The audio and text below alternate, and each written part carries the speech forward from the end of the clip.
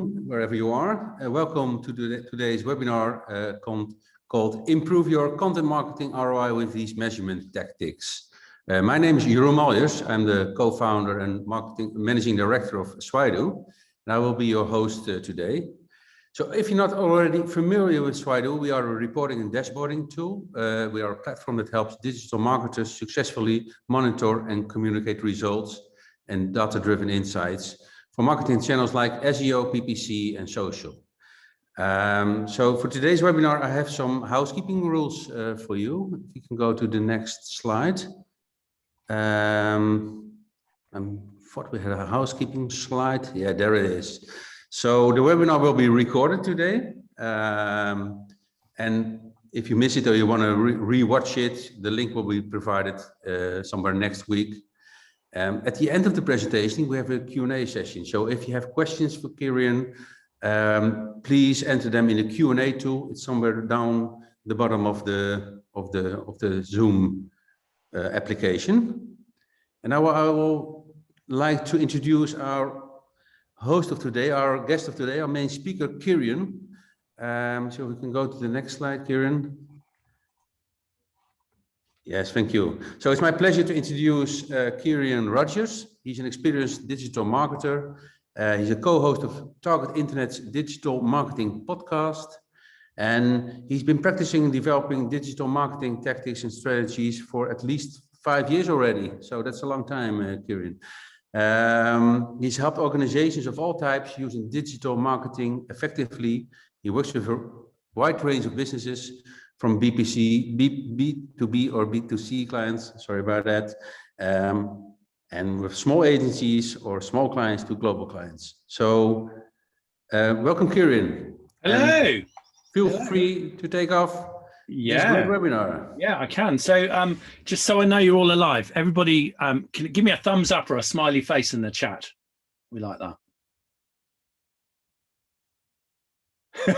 Silence in the chat. Can everybody hear me okay?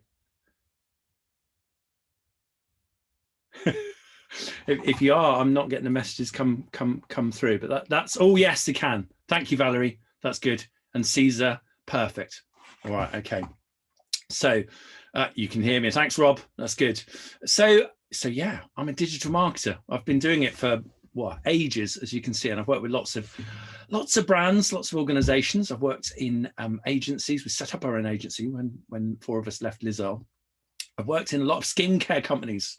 I know, right? It's okay. I wasn't a model, but I was moisturized to within an inch of my life whilst I worked in skincare. I can tell you, lots of fun there. And I'm currently there, as Jeroen said, the co-host of Target Internet's digital marketing podcast. What I really want to talk to you about today is better attribution and better measurement. Measurement online it's hard. It's really, really hard.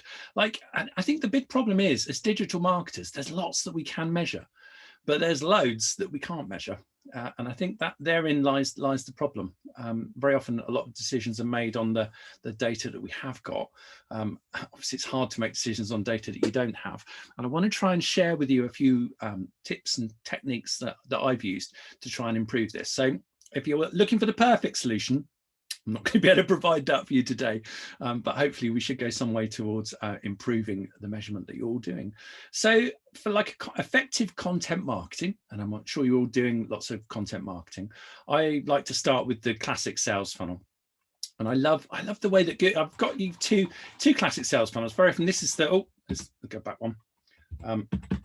This is on the right hand side, this is the sales funnel that we all see when we go do sales training courses or marketing training. So the idea is that you sort of mapping out the user journey. So you start out with users with a vague browsing notion that ultimately, if you've got some good content, can develop into an active interest. And ultimately that can develop into a point of conversion and loyalty. And people coming back again and again. What I love is the way Google you kind of map out that funnel. Their analytics evangelist, a chap called Avinash Kujik, who writes a brilliant blog actually, Occam's Razor. If you're into like measuring things better, Avinash is your man. He kind of re-looked at this and kind of re-viewed it through the customer's eyes. It's a very customer-centric view. What the customer doing at these different stages, and he sort of boiled it down into see, think, do, and care. Right, and I love that. I'm a simple man from the Isle of Wight, but even I can keep that in my head. And with all of the content that you do, I would encourage you to think about what stage of the user journey does this content really engage people? Is it at the C stage where they're looking to inspire and connect? Is it at the think stage where brands are looking to inform and educate and influence? Or is it that do stage where you're driving action? I think all too often as marketers, we cluster, especially when times are tough and you're chasing the targets, tend to cluster all of the content around that do stage, and that's not healthy, right? Because this is a funnel, right? So if you're not reaching people and pulling people in at the top of the funnel, you're not going to get great results from just focusing on that one point of the funnel. You've got to get people through those different stages. And also, as marketers, this is a real pet peeve of mine. A lot of marketers, I think, at the point where you get people to do the things you want them to do on your website, this is like, oh, that's it now. You're someone else's problem. It's like, no. What about all those people that have bought or done the thing that you want to do? Like, are we pushing out content that's really going to pamper and reward them and encourage them? Because actually, those people, they're advocates very often. And they can do an awful lot of work, like word of mouth and kind of recommendations to send people through into your funnel at scale. You only need a few, like a small number of them actually. Talking to lots of different people can have a tremendous effect. Now, as digital marketers, we can't measure that. There isn't JavaScript or Google Analytics tracking that can measure that word of mouth, but we all know it happens. We're all influenced by it. When was the last time you took on a recommendation one of your friends or family had made and actually made a purchase or committed to something as a result of it? So I think we need to take a more holistic approach to our marketing. And what I like to do as a marketer is to audit all the content marketing that I'm putting out. So you could all do this, like go back over the last 5-6 weeks of your content marketing. And next to each activity, write down, is it see, think, do, or care? And just see whether you're over-indexing on one area. You can get much better results if you spread that interest. So all brands are struggling with their content marketing, with this never-ending tug of war between, on the left-hand side, what brands want to tell people, which more often not is buy our stuff, buy our service, buy our thing, whatever it is, and what the audience are actually prepared to engage with, right, which could be a different thing. And actually, interestingly, at different stages of the funnel, the different messages they're open to. At the very moment I see you, if you start screaming buy our stuff at the top of your lungs, I'm just gonna walk away. It's this kind of it's unwelcome contact at that stage. Let's not. You don't want to be the kind of marketer that goes straight in for a French kiss at first meeting. No. We need to build and warm up the relationship a little bit. So what we need to do is to kind of bridge this gap with a real understanding driven strategy between obviously, what we want to tell people and what the audience want to engage with. And my advice to all of you, if you want better results, lean it very heavily towards what the audience want to engage with. I think there's some lovely examples out there of brands that have done this really, really well. I love the way Nike, or Nike, if you prefer, approach this. So, what do? Well, they sell sports apparel and trainers and equipment, don't they? But actually, when you look at their kind of understanding driven strategy, what they're really doing is helping people to achieve their athletic potential, right? Amazing thing. Like, it doesn't matter whether you're an armchair sports person or an Olympic athlete, you will engage with and inspire with that. And they do it with loads of really creative ways. With lots of great content and resources, and they were one of the first brands to embrace kind of Fitbits and kind of that whole kind of fitness tech and integrate it into their programs. But that's how they're getting their audience engaged, because they know that's what the audience want more of, and the brand just grows in people's hearts as a result of that. So when we're pushing our content out, we tend to, well, I like to think of this a bit like ground baiting. Ground baiting is a fishing technique. I believe it's popular with freshwater fishermen. And basically the idea here is that, if we want to catch a certain type of fish, we need to think, very carefully about what that fish likes to eat, when it likes to eat it, where it likes to eat it, where they hang out, all that good stuff. And actually, what a freshwater fisherman will do is they'll scatter the bait that they're going to be fishing with, and the bait that they know the fish they want to catch likes, around the area that they're fishing. And I think digital organizations do this all the time by scattering out, content links to what I call social media outposts, really, places like Twitter and YouTube and Facebook and LinkedIn and Snapchat and all those great places. You'll know whether the fish you want to catch hang out in those areas, and therefore you'll be active in those places.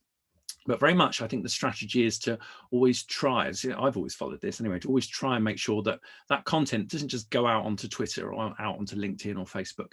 It goes out there, but it has a link back to your mothership, to your website, or your hub of content. And why do I do that? Well, firstly, it makes it easier to measure whether the fish engaged, right? If I just post stuff out on Twitter and there's no link there, Kieran, can you move your camera a bit? The top of your head is cut off. Yes, I can, Kendra. There we go. Sorry, I'm getting messages through from Kendra. There we go. And top of my head is no longer cut off. So yeah, the idea is to push stuff out onto those platforms so that you link back to you. By putting links there, you can actually measure whether that content was interesting enough for the fish to follow it through to your website. The other thing I love about this strategy is it also makes sure that people actually get to your website where they're more likely to do the thing that you might want them to do. Much more likely to read the content or engage with whatever device or tool that you've got there. And there's lots of different types of content that we can push out there to do that. But that's the kind of the theory behind it. So, if you want to really do well with this, you just need to just create really awesome and remarkable content. There won't be a person in this room that hasn't seen hundreds of really dull, uninspiring 400 or 500 word blog posts in the last week. And you just think, why are these organizations pushing them out? And they're either that content's not aimed at you, but I'd suggest in a lot of instances it probably was. Very often people just go for sort of generic B2B or B2C audiences. All fish are good, right? No, you want to be a bit more strategic about that. But I think it's not good enough. There is a tsunami of content coming at all of your audience and users all of the time. I think, if you look at YouTube apparently 65 years worth of video is uploaded into YouTube every day. And think about how many emails are sent each day. So it's a vast number of emails, it's in the trillions that get sent out. And a lot of it just falls on stony ground. Actually, we want really exciting little tidbits and bait to get our fish really, really excited and get them talking about it, really, and getting them sharing that. And I think, that's the key for me. How remarkable is your content? And be honest with yourselves. When you see that content go out, you're really excited. Do you think your audience are going, ooh, or are they just kind of, seeing it come through on Twitter and just go, meh? So the more work you can do, and I think less is more in a way, do less things but better, can really, really help to supercharge your content. You're going to get, a bit more that you can measure off the back of remarkable content. Is it good enough that when people first see it, they actually physically exclaim or remark? That's a good benchmark. I think we could all do more to do more in that area. But there are some measurement challenges, even if you have got really remarkable content, as we're going to explore. A lot of the results that you get could be being hidden. That's what we need to explore. Increasingly, people aren't sharing stuff on social media, right? So we see it, we consume it. Our eyeballs might interact with it, but we certainly don't, choose to share everything we see. I think sharing's had its heyday, really. And this research from BuzzSumo, looking at kind of share levels between 2015 and 2017, really showed the decline in sharing. I think when people first kind of got a little bit more active on social media, en masse, the tendency was to share everything with everybody, but now that's not so cool. I think all of us have garnered all sorts of unusual groups of people into our Facebook pages and stuff, and it's just not practical to share stuff with everybody in that group anymore. Not only that, we know that we're being judged all the time as well. So actually, when I find something really, really cool, I might find something I really love, which I think Rob Bunting might really love. And so, Rob, I'd share that with you. And if I knew you well, I'd know what channel you were active in.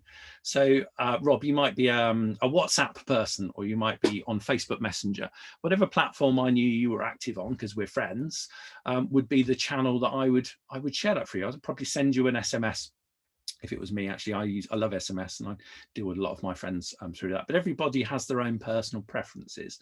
So the link just goes through to you and not through to everybody that I know. Why? Because I've got a reason why it's relevant for you. And if you think about the sort of stuff that you've shared, all of you, over the last few weeks, if you have shared stuff, that's probably how you've done it. People tend to like email it or SMS it or private message it to people.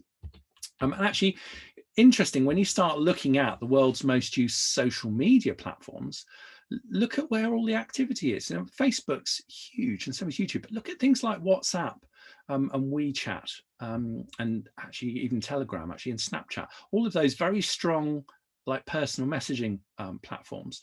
And actually, the growth levels, particularly in apps like WhatsApp, far surpass what Facebook have achieved through Facebook. People are adopting that at a tremendous rate. And so a lot of the conversations that were traditionally going on actually, within the social media platforms have come off of those, and they're happening within apps. Now, why is that relevant to the content that we're pushing out? Well, a lot of them are sharing content like this. The problem is that when they do that, you can't share it so well. Just to kind of qualify this, I pulled up, this is a really great report if you haven't come across it. It's done by an agency called We Are Social in association with Hootsuite. And every quarter and every year, they do like a global digital overview. So you can get the links on these slides. We'll send them around for you. But if you search for the We Are Social is on a website called Data Reportal. You can get all of their stats, and this is the January 2021 stats. It's 4.15 billion people now using social media via their mobile phones.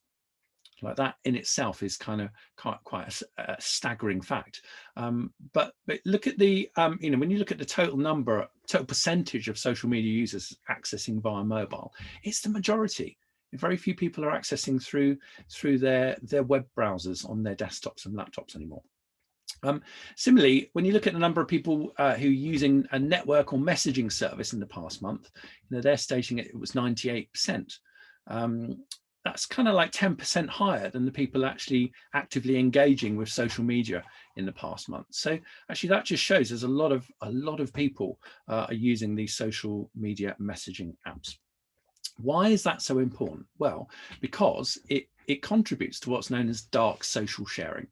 Now, dark social sharing is this sounds really sinister, doesn't it? It's not as sinister as it really sounds.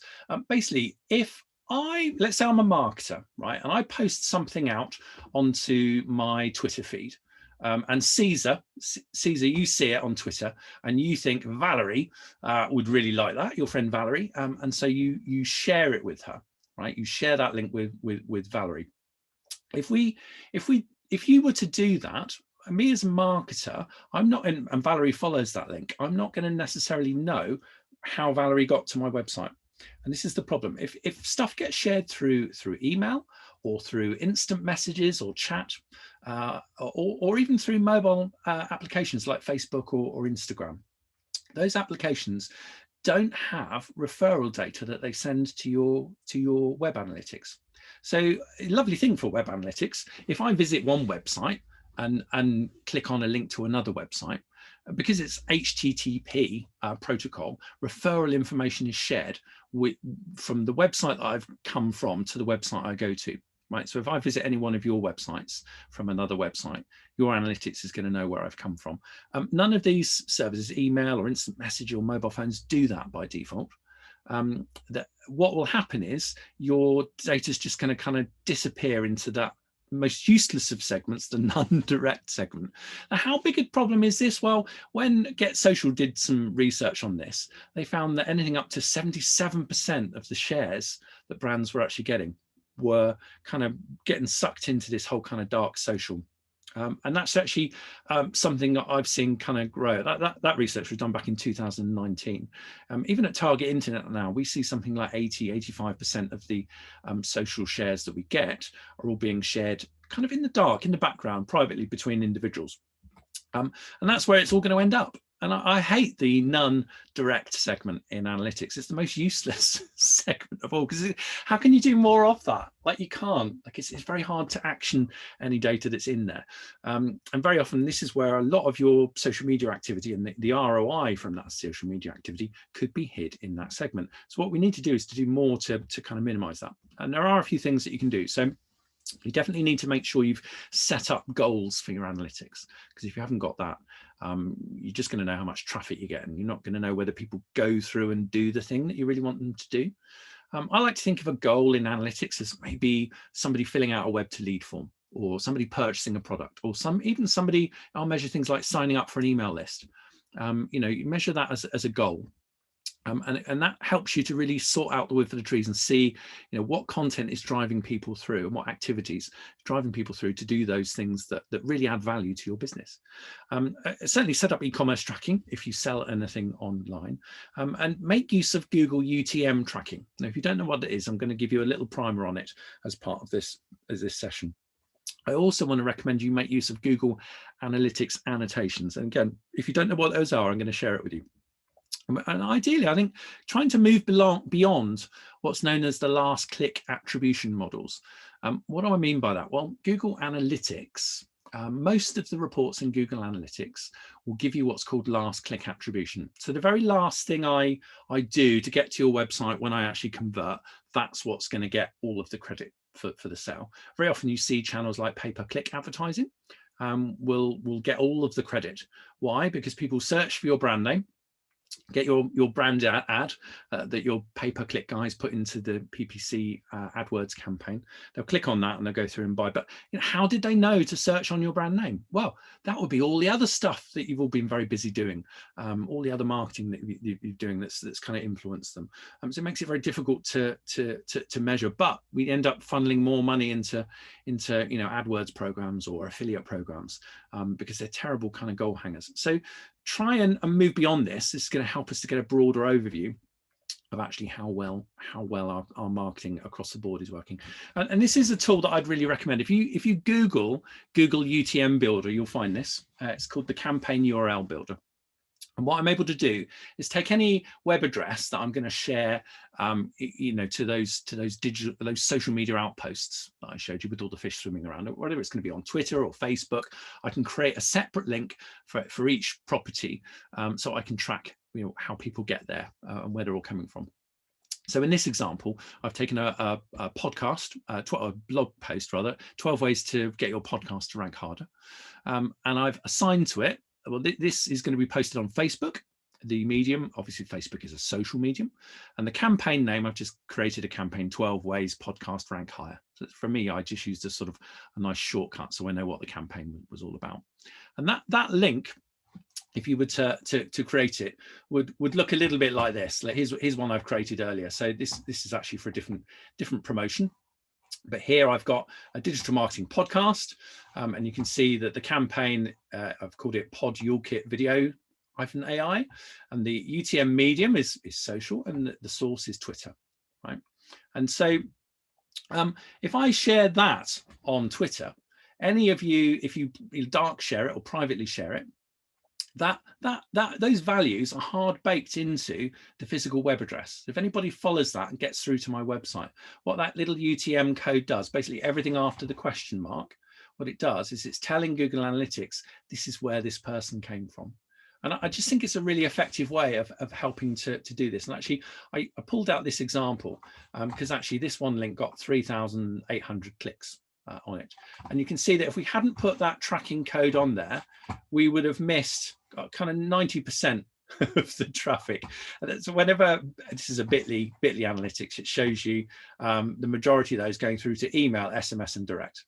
Right, so in your analytics, that's going to end up in none / direct. Like, it's not going to be useful. But because we have that tracking code in there, it's going to act much more accurately proportionate. Now, it's not perfect. And there are some things technically that can get in the way, but it certainly improves things quite a bit when you do it. And actually, I just wanted to show you the sort of overall effect that we can see when we do this. So this is a Swido report. It's pulling in some Google Analytics data. For the purposes of transparency, what I did was I've removed all of our organic traffic from this. And I did that because it was kind of skewed. We get a lot of organic traffic, so I wanted to remove that just to show you the difference that it can make.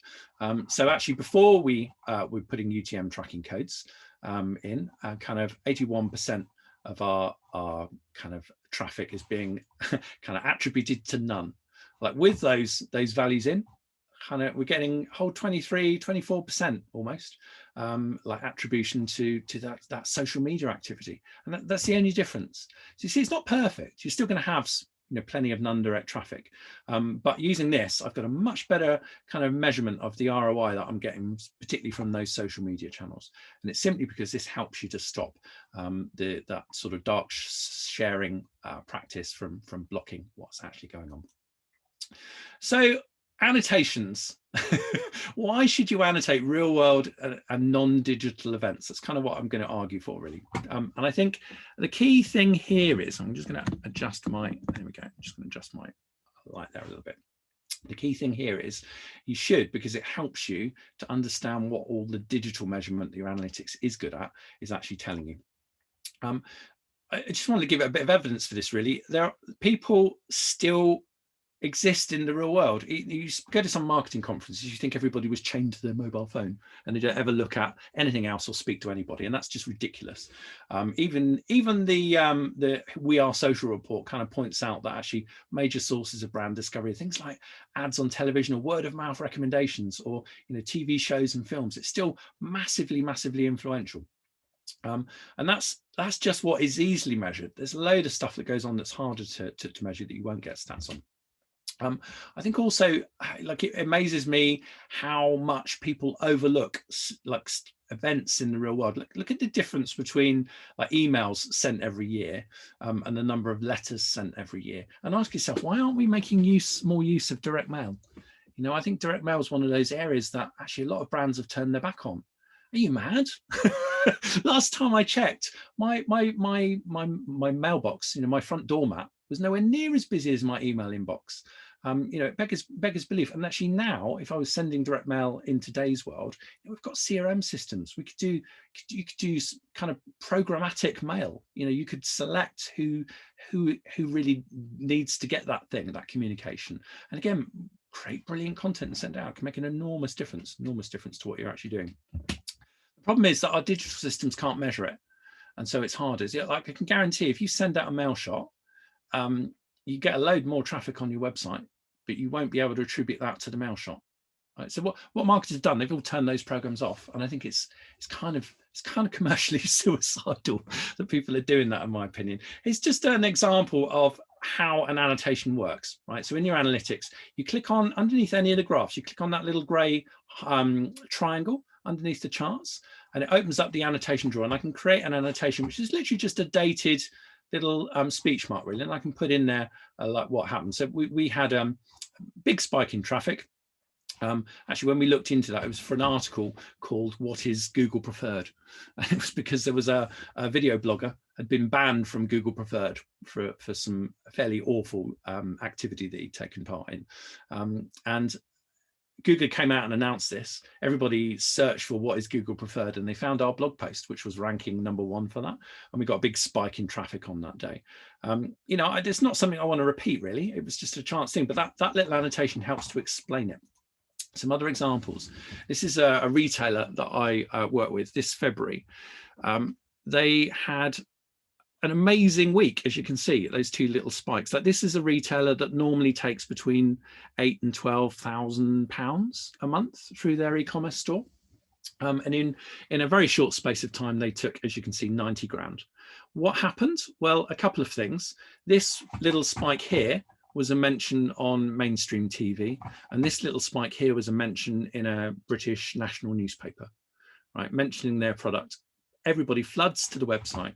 There's no evidence in the analytics of where all this traffic had come from. Like, because it was such a big deal, we were able to work it out, right? But it normally wouldn't. My argument is, okay, when it's really big like this, you'd spot it. What about all the little things that go on that, people speaking at conferences, or stuff going out, or news hitting? Like, you're just not aware of it, and yet you can see it's influencing all the channels massively. Some of them a lot more than others, and that's kind of to be expected. And I think annotations, like, annotate everything, into your analytics, you can begin to understand some of these things. So some things to annotate: good or bad new PR and news coverage, trade shows, when you speak at events, store openings, changes of agency, even like significant online events like sales events, and every time you send an email, like annotate it. You'd be amazed at how that helps you to understand how all these different platforms and mediums work together. It never ceases to amaze me. Whenever you send out an email, you'll always get a big spike in organic traffic and direct to website traffic and pay-per-click traffic as well. Why? Because not everybody follows the links in your emails. You know, they'll go through to the website in their own manner at a time and on a device that suits them. And so you get these big things. Even things like website bug fixes or SEO updates, or even if your website goes down, like annotate it, and you'll be able to understand that data a lot more. And beware of this kind of last click attribution. This was another organization that I help. We ran some paid social campaigns for them. I'm just looking at last click attribution. It looked like we spent, I can tell you that campaign, we spent about £650 on that promotion, and it looks like all we got from it was £614 back. But when you look at wider attribution with that campaign, we were actually able to see that a lot of people, you know, followed that campaign, discovered us, and then came back a bit later and in a short period and actually bought. So actually the value of that campaign was about £2.5 grand back. Much more interesting. I'm much more likely to redo that if I'm looking at, you know, not just last click, but also wider attribution models. So I can see the true value that that campaign drives. If you want to see kind of where this is, there are tools within Google. I love if you go into conversions multi-channel funnel overview, this is a brilliant report, which is not last click, and it tells you what channels did people connect with, like what during their journey across multiple visits, where they actually convert. Like hugely useful to have that, and I keep an eye on that every week to see how that's shifting around. And also you can also look at the model comparison tools. So this is just looking at first interaction and last interaction. You can play around with different attribution models there within your Google Analytics. If you're not making use of that, take a look, because actually it can give you some really good insights. Just beware, particularly with annotations, of what I call spurious correlations. If you've not visited this website before, it's hilarious. Go and have a look at it. It's done by a chap called Tyler Vidgen, and it's called Spurious Correlations. And he's gone through loads of data. So he's spotted a correlation between the number of people who drowned by falling into a pool. That apparently correlates, as you can see, with films Nicolas Cage appeared in. So obviously Nicolas Cage should just stop making films unless people would drown in pools. Well, it's laughable, but actually always take a step back from what your data is telling you when you're looking at your own correlations, and always look at more than one metric to kind of make sense of it. Because although things like this are very laughable, you'd be amazed at how easy it is to make similar kind of crazy assumptions within your own data. So that's it from me, really. Just a quick plug for Target Internet. We're digital marketing training company.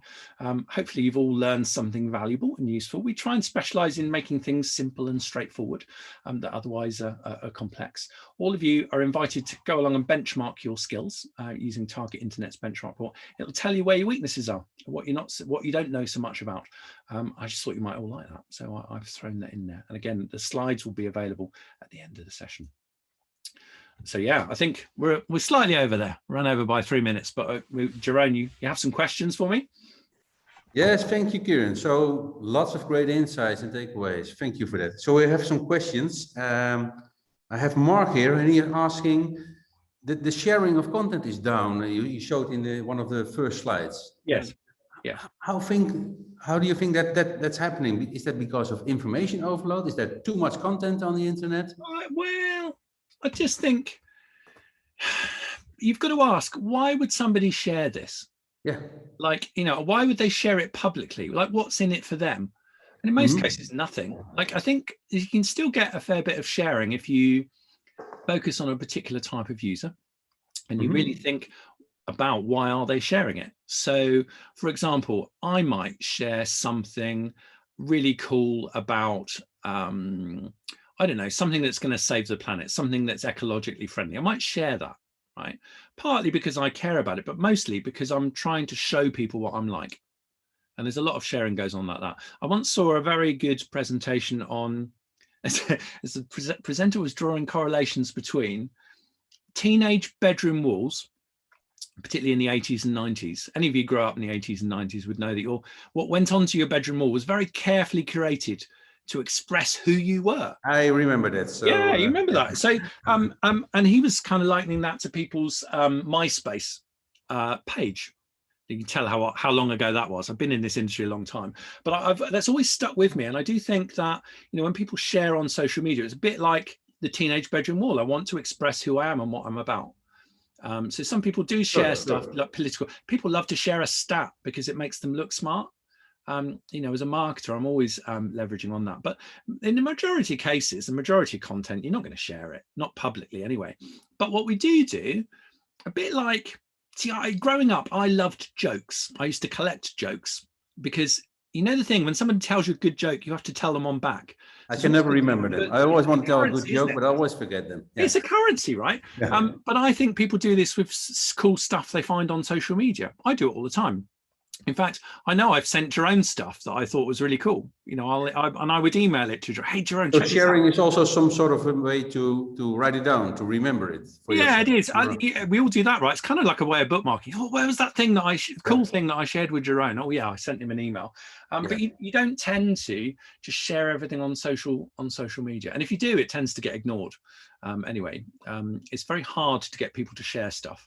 You know, we've got audiences of 8,000-9,000 people. I'll be lucky to get 4 or 5 shares from an audience. Also sort of relates to what you said, remarkable content. So what is remarkable content? You have to have something remarkable to be shared. Yeah, just make it good. Like, it's got to be but don't underestimate how high that bar is. It's got to be jaw-droppingly brilliant for people to actually share en masse. But, you know, I love the way that Rand Fishkin, he's a big kind of SEO guru that I follow. Rand Fishkin came out and said, look, if you want to do well at SEO, then what you would need to do is to go out for the topic that you're creating content on, find the world's top 10 pieces of resources on that, read and consume them all, and then go away and create something that's 10 times better than what you've read. Right? He calls it 10xing your content. And it's a brilliant idea. It's a brilliant aspirational thing. I'm always trying to do it. I don't think I've ever succeeded, but I'm pushing the bar higher and higher when I do that. And actually, I am creating much more content. And I think all too often we expect the internet to do stuff for us. And it's the wrong way of looking at it. Like, don't ask what the internet can do for you. Ask what you are doing for the internet. Yeah, and I think the example of Rand Fishkin is also because he's a personality, but he also shares literally everything. So his bank account, everything he does, his emails. So he sort of is people are interesting to follow his life in that sense, not only his business life, but his personal life. Probably, yeah. So I have a technical question from one of the attendees. Yeah. You know, Facebook has this 28-day attribution window. We also hear it sometimes from our customers in Slido. They want to report the previous month, but they cannot do it because Facebook more or less has decided it's 28 days. Why was that? Is that because they are focused on February as the 28-day month? Or no, not really. 7 days? The way Facebook works, Facebook's actually a very good channel for capturing people early on in their journey. Right, but Facebook they know that people won't follow links on Facebook and buy there and then or sign up there and then. Like, very often it's a very good way of discovering stuff. And actually, a lot of users go on a bit more of a longer journey. Oh, I'll go away and I'll have a think about this, and I'll come back to it later. And so actually, it's like the 28-day attribution model is no more wrong or correct than, you know, Google's last click. It's just a different way of looking at it. So you're looking at very different data. And actually, it just gives you a broader overview, really. All like non-last click attribution models do that. They give you a much broader view of what's going on with your content. And they're all right, bizarrely, and they're all wrong. I understand what you mean. Yeah, you have to sort of understand what you're looking at. I think it'd be interesting to see what's going to go on. Facebook, as you'll all, I'm sure, be aware, have come out fighting against Apple's iOS changes. Apple are really preventing like mass tracking of their users across long periods of time. So Apple's software for a long time, Safari browser has blocked a lot of third-party tracking cookies. that help to attribute and actually are also used to stalk vast numbers of people as they go around the internet and make sure things are put in their way that they might like buy or take advantage of at the optimum time. And actually Apple's changes in iOS have made that a lot harder. Facebook have actually recently just come out and said that a lot of their broader attribution models are going to be like shelved, and I think the default now is going to be 7 days. Okay, 7 days. Still a multiple. So we'll see what happens with that. But I think you know, all these things are going to make life a little bit harder to track stuff.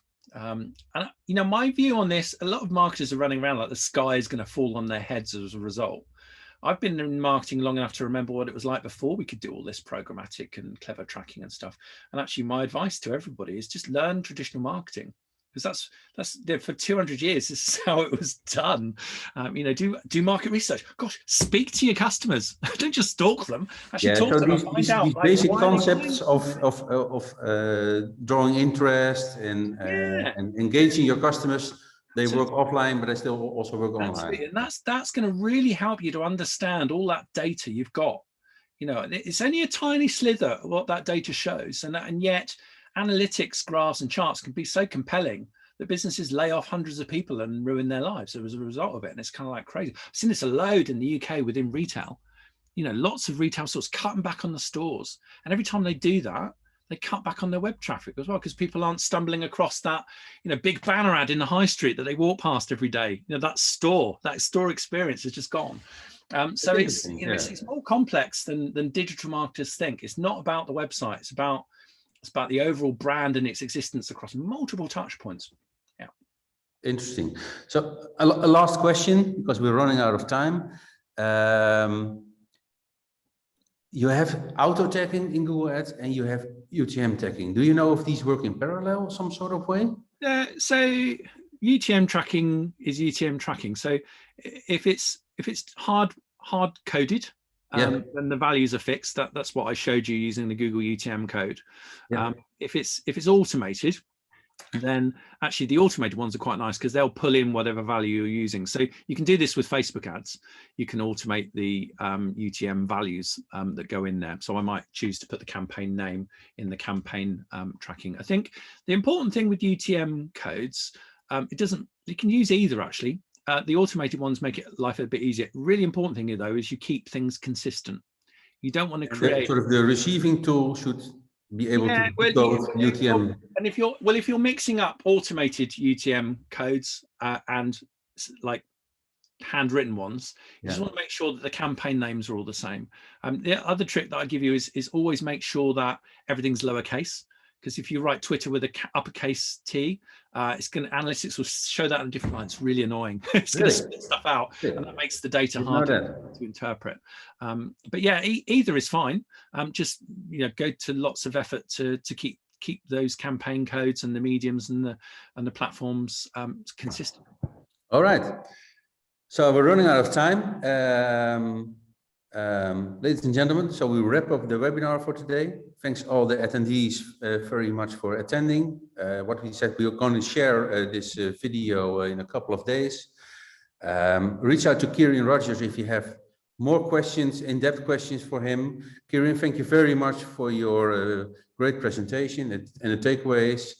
And again, thanks everybody, and have a great day the rest of the day.